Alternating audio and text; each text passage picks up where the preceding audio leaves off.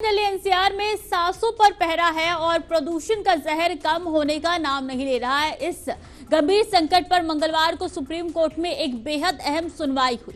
अदालत ने वायु गुणवत्ता प्रबंधन आयोग यानी कि CAQM की कार्यप्रणाली पर कड़ा ऐतराज जताया। जस्टिस सूर्यकांत और जस्टिस जयमाल्या ने की बेंच ने आयोग को उसकी सुस्त रफ्तार और टाल मटोल वाले रवैये के लिए जमकर फटकार लगाई। सुप्रीम कोर्ट में मंगलवार को प्रदूषण से जुड़ी याचिकाओं पर सुनवाई के दौरान माहौल काफी सख्त रहा। कोर्ट की नाराजगी उस समय बढ़ गई जब वायु गुणवत्ता प्रबंधन आयोग ने दिल्ली के बॉर्डर्स पर स्थित टोल प्लाजा को हटाने या अस्थायी रूप से बंद करने के फैसले पर विचार करने के लिए 2 महीने की मोहलत मांगी।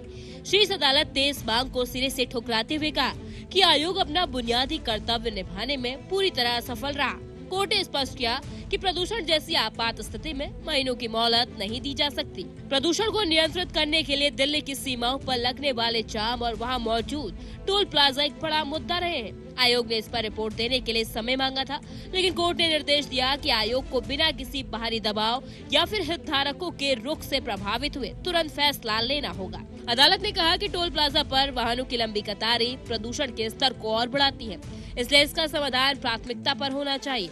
बेंच ने आयोग को फटकार लगाते हुए निर्देश दिया कि वे चरणबद्ध तरीके से ऐसे दीर्घकालिक समाधानों पर काम शुरू करें जो कागजों पर नहीं बल्कि जमीन पर दिखाई दे।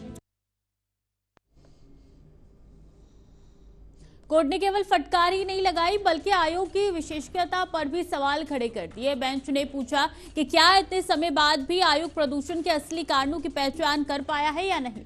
अदालत ने अब 2 हफ्ते के भीतर एक विशेष रिपोर्ट तलब की है। मुख्य न्यायाधीश सूर्यकांत और न्यायाधीश जयमाल्या बागची की पीठ ने आयोग को निर्देश दिए कि अगले 2 हफ्तों के भीतर विशेषज्ञों की एक उच्च स्तरीय बैठक बुलाई जाए। कोर्ट ने सख्त लहजे में कहा कि प्रदूषण के मुख्य कारणों पर एक विस्तृत रिपोर्ट पेश की जाए।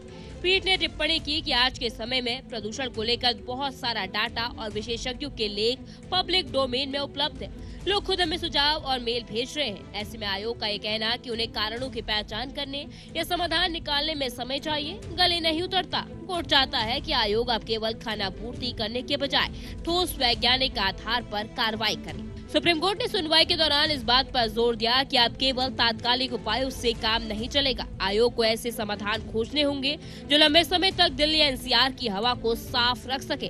कोर्ट ने यह भी साफ कर दिया है कि विशेषज्ञों की बैठक में किसी भी राजनीतिक या व्यवसायिक हित को आड़े नहीं आने दिया जाना चाहिए। प्रदूषण के बढ़ते स्तर के पीछे निर्माण कार्य, वाहनों का धुआं या फिर अन्य स्थानीय कारण जो भी मुख्य वजह है, उन पर आयोग को 2 हफ्ते में स्पष्टीकरण देना होगा। अदालत की सख्ती के बाद अब उम्मीद जगी है कि प्रशासन और आयोग नींद से जागेंगे और दिल्ली वालों को स्मॉग से राहत दिलाने के लिए कुछ कड़े कदम उठाए जाएंगे। सुप्रीम कोर्ट की सुनवाई ने एक बात साफ कर दी है कि प्रदूषण के मामले में अब कोई भी बहाना स्वीकार नहीं किया जाएगा। CAQM को 2 महीने की मोहलत न मिलना और 2 हफ्ते में रिपोर्ट सौंपने का आदेश देना प्रशासन के लिए एक बड़ा अल्टीमेटम है। दिल्ली एनसीआर की जनता सालों से जिस जहरीली हवा का सामना कर रही है, उस पर अदालत की सख्त टिप्पणी आयोग की जवाबदेही अब तय करती है। अब सबकी नजरें 2 हफ्ते बाद होने वाली अगली सुनवाई और विशेषज्ञों की रिपोर्ट पर टिकी है, जिससे तय होगा कि दिल्ली को इस धुएं से आजादी मिलेगी या फिर फाइलें इसी तरह समय मांगती रहेंगी। मैं ईमानी, कैमरा पर्सन जितेंद्र के साथ TV 100 नोएडा।